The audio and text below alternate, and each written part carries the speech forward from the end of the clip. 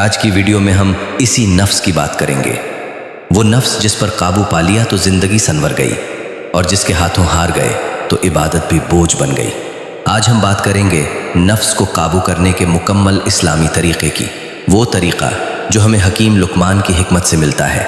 लेकिन शर्त यह है कि तुम इस वीडियो को दिल लगा कर सुनो, क्योंकि जो बात अभी समझ नहीं आएगी वो आगे जाकर दिल हिला देगी। बिस्मिल्लाहिर्रहमानिर्रहीम। अस्सलामु अलैकुम वरहमतुल्लाहि वबरकातुहू। पिछली वीडियो में आप सब ने कमेंट्स में एक ही बात बार बार लिखी, नफ्स को काबू करने का पूरा इस्लामी तरीक़ा बताएं। इसीलिए आज की ये वीडियो इसी मौजू पर लेकर आया हूँ। अगर ये वीडियो आपको फ़ायदा दे, दिल को छू जाए और आपको खुद से जोड़ दे तो मेहरबानी करके चैनल को सब्सक्राइब करें, वीडियो को लाइक करें और इसे दूसरों तक ज़रूर पहुँचाएँ। अब आइए असल बात की तरफ। नफ्स आखिर काबू में क्यों नहीं आता? ज़रा रुक कर अपने आप से एक सवाल पूछो। हम सच जानते हैं फिर भी गलत क्यों करते हैं? हम तौबा करते हैं फिर वही गुनाह क्यों दोहराते हैं? हम वादा करते हैं कि अब नहीं करेंगे, फिर कुछ ही दिन बाद खुद को वहीं क्यों खड़ा पाते हैं? क्या कभी तुमने सोचा कि मसला इल्म का नहीं, मसला माहौल का नहीं, मसला लोगों का भी नहीं, असल मसला नफ्स है। वो नफ्स जो तुम्हें जानबूझकर कमज़ोर बनाता है, जो गुनाह को खूबसूरत बनाकर दिखाता है और हक को मुश्किल बना देता है। और आज की वीडियो में हम इसी नफ्स की बात करेंगे। वो नफ्स जिस पर काबू पा लिया तो जिंदगी संवर गई, और जिसके हाथों हार गए तो इबादत भी बोझ बन गई। आज हम बात करेंगे नफ्स को काबू करने के मुकम्मल इस्लामी तरीक़े की। वो तरीक़ा जो हमें हकीम लुकमान की हिकमत से मिलता है। लेकिन शर्त यह है कि तुम इस वीडियो को दिल लगा कर सुनो, क्योंकि जो बात अभी समझ नहीं आएगी वो आगे जाकर दिल हिला देगी। बिस्मिल्लाहिर्रहमानिर्रहीम। अस्सलामु अलैकुम वरहमतुल्लाहि वबरकातुहू। पिछली वीडियो में आप सब ने कमेंट्स में एक ही बात बार बार लिखी, नफ्स को काबू करने का पूरा इस्लामी तरीक़ा बताएं। इसीलिए आज की ये वीडियो इसी मौजू पर लेकर आया हूँ। अगर ये वीडियो आपको फ़ायदा दे, दिल को छू जाए और आपको खुद से जोड़ दे तो मेहरबानी करके चैनल को सब्सक्राइब करें, वीडियो को लाइक करें और इसे दूसरों तक ज़रूर पहुँचाएँ। अब आइए असल बात की तरफ। नफ्स आखिर काबू में क्यों नहीं आता? सबसे पहले ये समझना ज़रूरी है कि हम नफ्स को काबू क्यों नहीं कर पाते। हम ये समझ लेते हैं कि नफ्स सिर्फ गुनाह का नाम है, हालांकि नफ्स एक मुकम्मल निज़ाम है जो इंसान के अंदर काम कर रहा है। नफ्स तुम्हें कहता है अभी मज़ा कर लो, तौबा बाद में, अल्लाह गफूरुर रहीम है, सब माफ़ हो जाएगा। सब यही कर रहे हैं, तुम अकेले क्यों रुक रहे हो? यही वो आवाज़ है जो इंसान को अंदर से तोड़ती है। हकीम लुकमान ने अपने बेटे को नसीहत करते हुए फरमाया था कि सबसे मुश्किल काम किसी दुश्मन को शिकस्त देना नहीं, बल्कि अपने नफ्स को काबू में रखना है। क्योंकि दुश्मन सामने हो तो मुकाबला आसान होता है, लेकिन नफ्स अंदर बैठा होता है और हर वक्त फरेब देता है। नफ्स की सबसे ख़तरनाक आदत यह है कि वो इंसान को एहसास ही नहीं होने देता कि वो गलत रास्ते पर है। वो गुनाह को आदत बना देता है और आदत को फितरत। फिर इंसान कहता है मैं ऐसा ही हूँ, मुझसे नहीं बदला जाएगा। ये नफ्स की जीत है। नफ्स की तीन बड़ी चालें। पहली चाल ताखीर। नफ्स कहता है अभी नहीं, बाद में बदलेंगे। दूसरी चाल जवाज। नफ्स कहता है मजबूरी थी, हालात ऐसे थे। तीसरी चाल मायूसी। नफ्स कहता है अब बहुत देर हो चुकी है, तुम ठीक नहीं हो सकते। ये तीनों बातें इंसान को अमल से दूर ले जाती हैं। यह एक सच सुन लो, जब तक इंसान ये नहीं मान लेता कि उसका असल मसला नफ्स है, तब तक कोई नसीहत, कोई बयान, कोई इल्म उसे नहीं बदल सकता। हकीम लुकमान की हिकमत यही थी कि उन्होंने सबसे पहले इंसान को उसके नफ्स से आगाह किया। एक लम्हा खुद से सवाल किया, तुम वाकई अल्लाह की नाफरमानी करना चाहते हो या फिर तुम्हारा नफ्स तुम्हें धकेल रहा है? अगर तुमने इस फ़र्क को समझ लिया तो आधा इलाज हो गया। लेकिन असल सवाल यह है, नफ्स को काबू करने की शुरुआत कहाँ से होती है? वो पहला कदम कौन सा है जो इंसान को बदलना शुरू कर देता है? ये राज मैं अगले हिस्से में खोलने वाला हूँ, और वो हिस्सा तुम्हें तुम्हारे ही अंदर ले जाएगा। अगर तुमने ये हिस्सा समझ लिया तो दूसरा हिस्सा छोड़ना मुमकिन नहीं होगा। अब ज़रा दिल को मजबूत करो, क्योंकि अब हम उस नुक्ते पर आ रहे हैं जहां से नफ्स को काबू करने का असल सफर शुरू होता है। पहले हिस्से में हमने ये समझा कि मसला इल्म का नहीं, मसला हालात का नहीं, बल्कि मसला नफ्स का है। अब सवाल ये है, अगर नफ्स इतना ताकतवर है तो फिर इंसान उसे काबू कैसे करे? यहाँ हकीम लुकमान की हिकमत हमें एक वाज़ेह रास्ता दिखाती है। नफ्स को काबू करने का पहला और सबसे बुनियादी उसूल ये है कि इंसान अपनी हकीकत को पहचाने। जब तक इंसान अपने आप को नेक, कामिल और दुरुस्त समझता रहेगा, तब तक नफ्स कभी काबू में नहीं आएगा। हकीम लुकमान ने अपने बेटे को सबसे पहली नसीहत यही की कि इंसान खुद को बड़ा ना समझे, क्योंकि खुद को बड़ा समझना नफ्स की सबसे बड़ी ग़िज़ा है। जब इंसान ये मान लेता है कि मैं कमज़ोर हूँ, तो इसी लम्हे अल्लाह की मदद शुरू हो जाती है। नफ्स हमेशा ये चाहता है कि तुम खुद को दुरुस्त समझो और दूसरों को गलत। वो तुम्हें यह एहसास दिलाता है कि तुम्हारी नीयत अच्छी है, इसलिए अमल की कमी कोई मसला नहीं। लेकिन याद रखो, अच्छी नीयत बगैर अमल के नफ्स का एक और धोखा है। नफ्स को कमज़ोर करने का दूसरा उसूल ख्वाहिशात पर रोक है। ये बात बहुत तल्ख है, लेकिन सच है कि हर गुनाह की जड़ बेकाबू ख्वाहिश है। जब दिल चाहे और तुम फौरन मान जाओ तो समझ लो कि नफ्स जीत गया, और जब दिल चाहे मगर तुम रुक जाओ तो समझ लो कि नफ्स कमज़ोर हो रहा है। यही वो मकाम है जहां इंसान टूटता भी है और बनता भी है। हकीम लुकमान की हिकमत यही थी कि उन्होंने ख्वाहिश को दुश्मन नहीं कहा, बल्कि काबू में रखने वाली चीज़ कहा, क्योंकि ख्वाहिश अगर काबू में हो तो ज़िंदगी संवर जाती है, और अगर ख्वाहिश हाकिम बन जाए तो इबादत भी बोझ लगने लगती है। नफ्स को काबू करने का तीसरा उसूल खामोशी है। आज का इंसान बोलता बहुत है, सफाइयाँ बहुत देता है, अपने गुनाहों के जवाज़ बहुत बनाता है, लेकिन खामोशी नफ्स को सबसे ज़्यादा तकलीफ़ देती है। जब तुम बोलने की ताकत रखते हो मगर खामोश रहते हो तो नफ्स टूटता है। जब तुम बदला ले सकते हो मगर मुआफ़ कर देते हो तो नफ्स जलता है, और यही जलना नफ्स की कमज़ोरी है। नफ्स को काबू करने का चौथा उसूल वक्त की पाबंदी है। नफ्स को सबसे ज़्यादा पसंद ताख़ीर है। वो कहता है नमाज बाद में, तौबा बाद में, बदलना बाद में। लेकिन हकीम लुकमान की हिकमत ये सिखाती है कि जो शख्स वक्त का पाबंद हो जाए उसका नफ्स आहिस्ता आहिस्ता खामोश हो जाता है, क्योंकि नज़्म नफ्स के ख़िलाफ़ ऐलान जंग है। अब ज़रा एक लम्हारा रुक कर सोचो, क्या तुमने कभी अपने नफ्स को नहीं कहा है? क्या तुमने कभी अपनी ख्वाहिश के ख़िलाफ़ फ़ैसला किया है? अगर जवाब नहीं है तो समझ लो कि नफ्स तुम्हारा रहनुमा बना हुआ है, और अगर जवाब हाँ है तो खुश हो जाओ, क्योंकि नफ्स की गिरफ्त कमज़ोर होना शुरू हो चुकी है। लेकिन यहाँ एक और ख़तरनाक बात है जिससे हकीम लुकमान ने ख़बरदार किया था। वो ये कि नफ्स कभी एकदम नहीं टूटता, वो चुपचाप पीछे हटता है और सही मौके का इंतज़ार करता है। इसीलिए इंसान को हमेशा होशियार रहना पड़ता है। अब सवाल ये है, अगर नफ्स खामोशी, ज़ब्त और नज़्म से कमज़ोर होता है तो फिर वो कौन सी चीज़ है जो नफ्स को जड़ से हिला देती है? वो कौन सा अमल है जिसके सामने नफ्स बिल्कुल बेबस हो जाता है? ये राज मैं अगले हिस्से में बताने वाला हूँ, और वो हिस्सा तुम्हें इबादत की असल रूह से मिलवाएगा। अगर तुमने यहाँ तक सुना है तो तीसरा हिस्सा तुम्हें खुद से आशना कर देगा।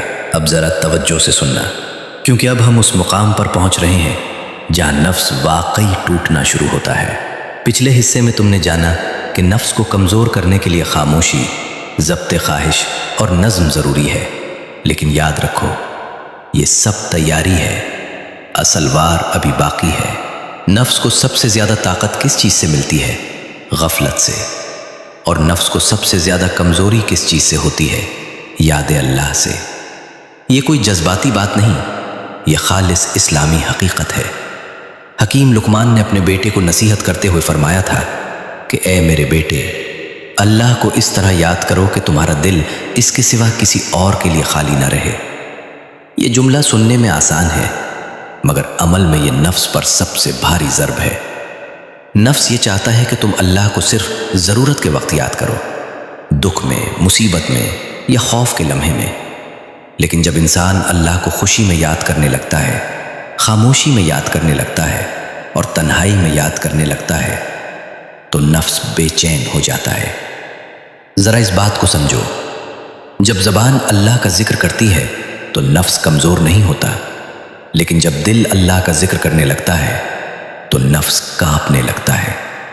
اسی لیے بہت سے لوگ ذکر کرتے ہیں مگر بدلتے نہیں، کیونکہ ذکر زبان پر ہے، دل میں نہیں۔ نفس کو توڑنے کا اگلا مرحلہ نماز ہے، لیکن وہ نماز نہیں جو صرف ادا کی جائے، وہ نماز جو سمجھی جائے۔ نفس کو سب سے زیادہ تکلیف اس نماز سے ہوتی ہے جس میں انسان اپنی عاجزی محسوس کرے۔ جب انسان سجدے میں جا کر دل سے یہ مان لے کہ میں کچھ بھی نہیں اور سب کچھ اللہ ہے، اسی لمحے نفس زمین پر آ جاتا ہے۔ حکیم لقمان کی حکمت یہی تھی کہ انہوں نے عبادت کو حرکت نہیں بلکہ حالت کہا۔ اگر تمہاری عبادت کے بعد تمہارا دل نرم نہیں ہوا، تمہاری زبان محتاط نہیں ہوئی اور تمہارا رویہ بہتر نہیں ہوا، تو سمجھ لو کہ نفس نے عبادت کو بھی استعمال کر لیا۔ نفس بہت چالاک ہے، وہ تمہیں عبادت پر فخر کروا دیتا ہے، تمہیں لوگوں سے بہتر ہونے کا احساس دلاتا ہے، اور پھر آہستہ آہستہ تمہیں اندر سے کھوکھلا کر دیتا ہے۔ اسی لیے حکیم لقمان نے فرمایا کہ سب سے محفوظ عبادت وہ ہے جس پر انسان فخر نہ کرے۔ نفس کو قابو کرنے کا ایک اور طاقتور طریقہ خدمت ہے۔ نفس کو پسند ہے کہ اس کی خدمت ہو، اسے عزت دی جائے، اس کی تعریف کی جائے۔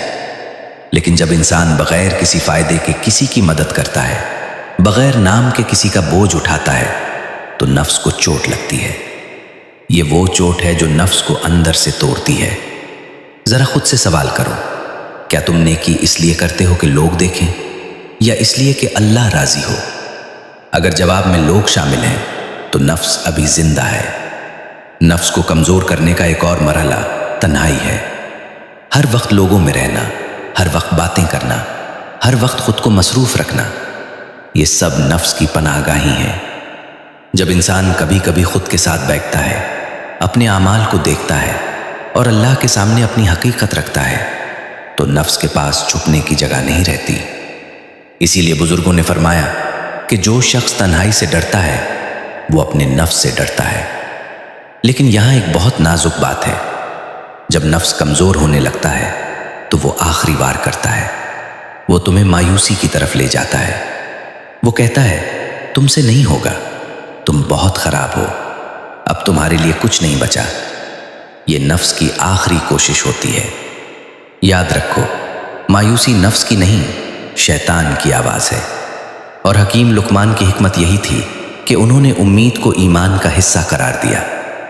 اب سوال یہ ہے، جب نفس یاد اللہ سے کمزور ہوتا ہے، نماز سے جھکتا ہے، خدمت سے ٹوٹتا ہے اور تنہائی میں بے نقاب ہوتا ہے، تو پھر وہ کون سی ایک چیز ہے جو نفس کو مکمل طور پر قابو میں لے آتی ہے؟ وہ آخری مرحلہ کون سا ہے جس کے بعد نفس سرکشی چھوڑ دیتا ہے؟ یہ راز میں آخری حصے میں بتانے والا ہوں، اور وہ حصہ تمہیں ایک نیا انسان بنا سکتا ہے۔ اگر تم یہاں تک رکے ہو تو چوتھا حصہ تمہارے دل پر براہ راست اثر کرے گا۔ اب ذرا دل کو سنبھال لو، کیونکہ یہ آخری حصہ صرف سننے کے لیے نہیں ہے، یہ حصہ محسوس کرنے کے لیے ہے۔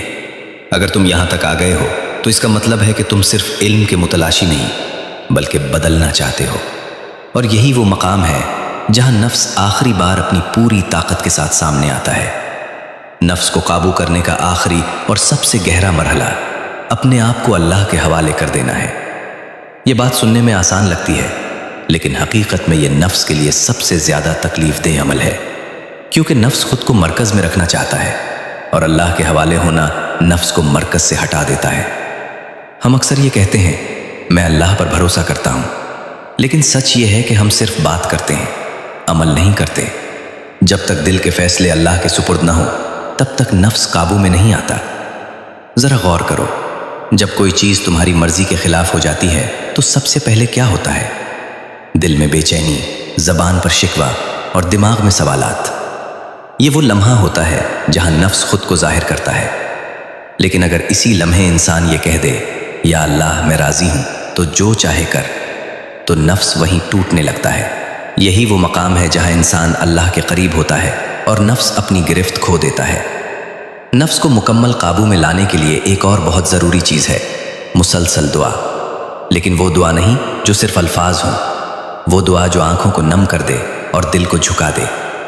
جب انسان اللہ کے سامنے اپنی کمزوری مان لیتا ہے، اپنے گناہوں کو چھپائے بغیر رکھ دیتا ہے اور کہتا ہے یا اللہ میں ہار گیا ہوں، तो अल्लाह की मदद शुरू हो जाती है। याद रखो, अल्लाह को ताकतवर बंदे नहीं बल्कि सच्चे बंदे पसंद हैं। और सच्चाई ये है कि हम सब नफ्स के हाथों कभी न कभी हार जाते हैं, लेकिन जो शख्स हार मानकर अल्लाह की तरफ पलट आए वही असल में जीत जाता है। नफ्स को काबू करने का एक और आखिरी इम्तिहान माफ़ी है। नफ्स बदला चाहता है, नफ्स हिसाब मांगता है, नफ्स ये चाहता है कि सामने वाला भी टूटे। लेकिन जब इंसान ताकत के बावजूद माफ़ कर देता है तो नफ्स अंदर से बिखर जाता है। ये माफ़ी सामने वाले के लिए नहीं, ये माफ़ी अपने दिल की आज़ादी के लिए होती है। आज तुम्हारे दिल पर जो बोझ है उसकी बड़ी वजह यही है कि तुमने बहुत कुछ माफ़ नहीं किया, लोगों को भी नहीं और ख़ुद को भी नहीं। हाँ, ख़ुद को माफ़ करना भी ज़रूरी है। नफ्स ये चाहता है कि तुम हमेशा अपने माजी में फंसे रहो, अपनी गलतियों को अपनी पहचान बना लो, लेकिन अल्लाह तुम्हारी गलती को नहीं, तुम्हारी तौबा को देखता है। जब तुम खुद को अल्लाह के लिए माफ़ कर देते हो तो नफ्स के पास तुम्हें सताने का हथियार ख़त्म हो जाता है। अब एक लम्हा खामोश होकर अपने दिल से बात करो। क्या तुम वाकई इस ज़िंदगी से थक नहीं गए जिसमें नफ्स हर वक्त तुम्हें इधर उधर घुमाता रहता है? क्या तुम वाकई सुकून नहीं चाहते? अगर चाहते हो तो एक फ़ैसला करना होगा। ये फ़ैसला ये है कि आज के बाद तुम नफ्स की हर बात बगैर सोचे नहीं मानोगे। तुम रुक कर सोचोगे, अल्लाह को याद करोगे और फिर कदम उठाओगे। यही वो लम्हा है जहाँ से नई ज़िंदगी शुरू होती है। याद रखो, नफ्स को काबू करना एक दिन का काम नहीं, ये पूरी ज़िंदगी का सफ़र है। कभी तुम जीतोगे, कभी तुम फिसलोगे, लेकिन असल कामयाबी ये है कि तुम दोबारा उठ खड़े हो। और अब इस आखिरी बात को दिल में बसा लो, अगर आज तुम अल्लाह के हो गए तो कल अल्लाह तुम्हारा हो जाएगा। अगर आज तुम नफ्स से लड़ने का फैसला कर लो तो अल्लाह तुम्हें अकेला नहीं छोड़ेगा।